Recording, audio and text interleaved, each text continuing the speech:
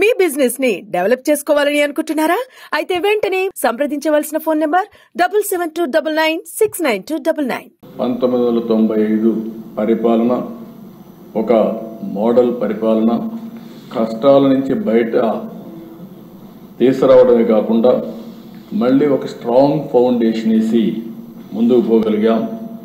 అందుకే మీరు చూస్తే ఈరోజు దేశంలోనే తెలంగాణ రాష్ట్రం నెంబర్ 1 రాష్ట్రంగా ఉందంటే దానికి ఆ రోజు తెలుగుదేశం పార్టీ వేసిన ఫౌండేషనే కారణం అని చెప్పి కూడా నేను తెలియజేస్తున్నాను.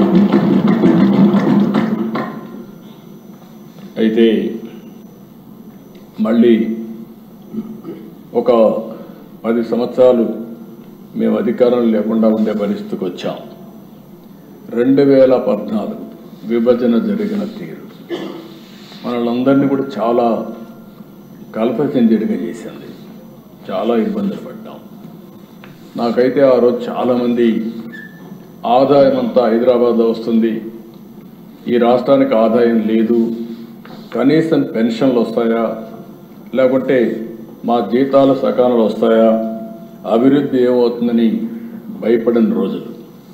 అయితే ఆ దశ 2014లో మళ్ళీ ఆ రోజు ఎన్డీఏ బీజేపీ తెలుగుదేశం కలిసి పోటీ చేశాం.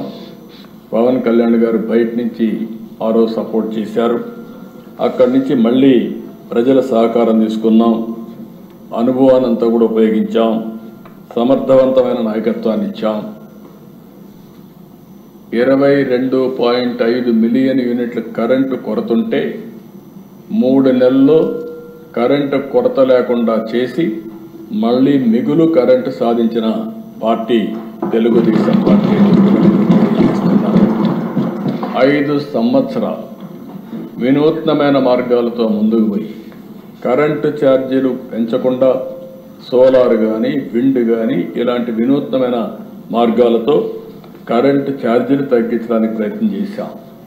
ఆ రోజు నేను ఒక మాట చెప్పాను, భవిష్యత్తులో కరెంటు ఛార్జీలన్నీ సోలార్ వల్ల ఎంతో ప్రయోజనాలు వస్తాయి, ₹1.50 నుంచి ₹2 లోపలనే యూనిట్ వస్తుందని చెప్పాం. అదే చూస్తే అప్పట్లోనే కొన్ని దగ్గర ₹1.99 వచ్చే పరిస్థితికి వచ్చింది. తర్వాత ఇప్పుడు స్టెబిలైజ్ అవుతా ఉంది. అలాంటి వినూత్నమైన కార్యక్రమాలతో ముందుకు పోయాం. ఇంకో పక్కన దిశ రాజధాని లేని పరిస్థితి. మనం అందరం గుర్తుపెట్టుకుంటే ఆ రోజు హైదరాబాద్లో ల్యాండ్ ఉంది కాబట్టి దాన్ని అవకాశంగా తీసుకుని కరెంటు లేకపోతే కరెంటు తీసాం, నీళ్లు లేకపోతే నీళ్లు తీసుకొచ్చాం, నూతనమైన ఆర్థిక వ్యవస్థకు దోహదం చేశాం.